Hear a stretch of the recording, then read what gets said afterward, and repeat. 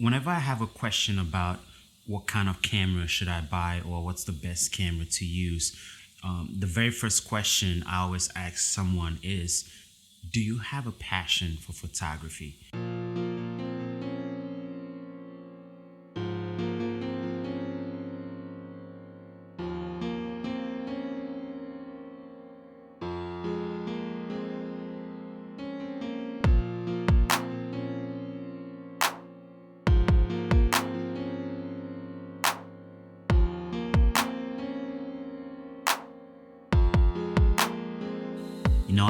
I started off in this journey about 15 years ago.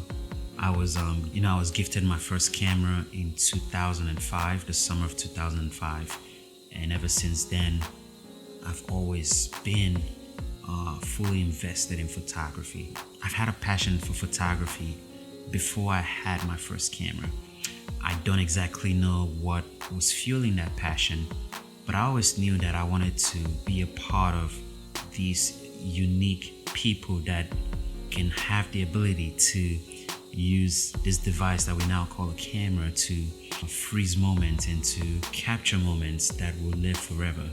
And that has always had me very excited, and I felt like I couldn't help myself.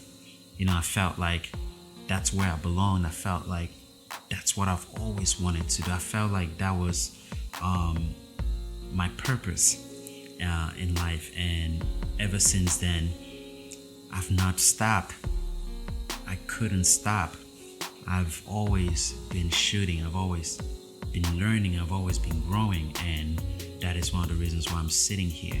The purpose of this video today is not really to talk about me, but it's to talk about the things that I wish that I knew before I started shooting. Photography is here and is here. I tell people all the time, photography is 70% passion and 30% skills and equipment.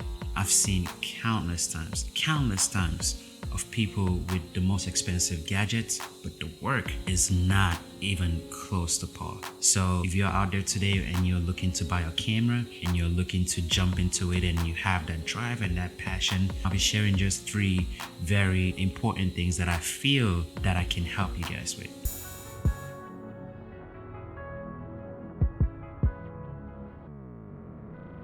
My first question is, do you love photography enough to invest your money into it? Do you love photography enough to invest your time into it? Do you love photography enough to dedicate yourself in learning day and night and watching tutorials? Do you love photography? Is this something you really want to do? And don't get me wrong, I'm not saying that anyone that needs to buy a professional camera needs to be someone that wants to go full pro. You can very well buy a camera and very well want to use it for like family functions and taking pictures here and there just like a hobby. That's fine. But this video is mainly focused on people that started out like me, that would want to take this beyond just being a hobby into being a career, into being a professional and consistently learning and growing in it. If you don't have those answers yet, I am asking you to find those answers first before you dive into your first camera, because once you do, in a way, there is no turning back unless you're just fine with throwing in money and wasting time. Now, when you have your answers regarding passion, the second thing you need to consider is your finances. Obviously, it does cost money to buy one camera, but it costs a whole lot of money to buy a camera and lenses. One thing I wish I knew was how lenses and cameras work. One of the funny stories I get to tell is that when I first owned my camera, I didn't know anything about full frame cameras or full frame lenses or crop factor. I did not know any of that. So after like a camera and 2-3 lenses in, I learned about full frame cropping, and I decided that I wanted a camera that is full frame because I felt that I needed it for what I do. And no, you don't need full frame cameras to be a good or better photographer. That is a personal belief of mine. But anyway, I digress. So when I did my research and I wanted to get into full frame photography, I realized that my camera was not full frame. So I looked into buying a full frame camera. Almost at the point of purchase, I decided to look into the lenses. Thankfully,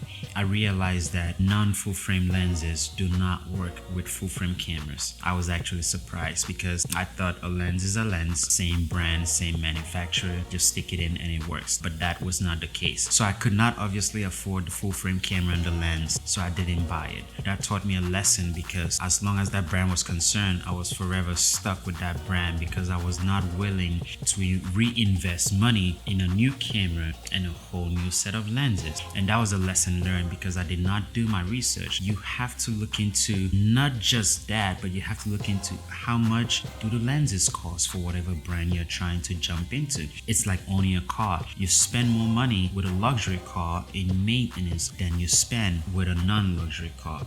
The more expensive the camera, most likely the more expensive the accessories will be. So you have to pay attention to that, because once you're invested in it, it is now and forever.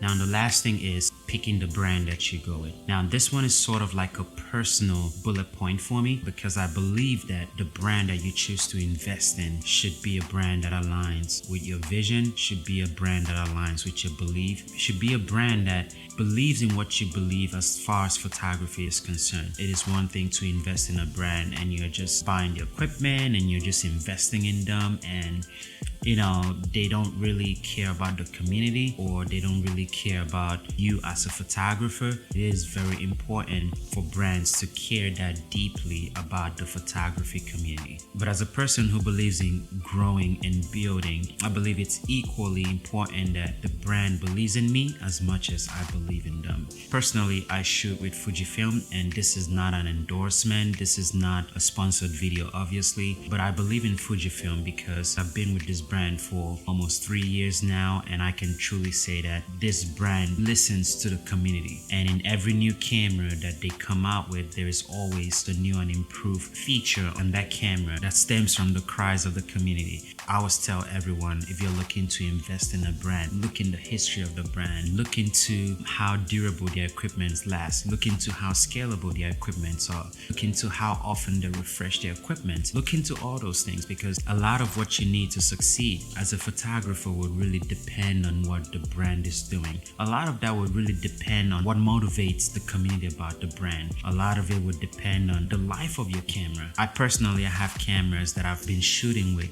for the past 7 years, and they still work, still operate, and it still takes pretty good pictures. So do your homework, look into the brands, look into what they believe in, look into their reputation as well. It's not just about the money, but it's about your passion and your desire. So that's it for this video. Thank you for sticking around. I hope you learned something. If you have any questions, as always, leave them in the comment below. Follow me on Instagram to see some of my work. I'll be over on Instagram and on my email. And if you're new to this channel, please subscribe. As always, keep shooting every single day, because that's the only way that you grow.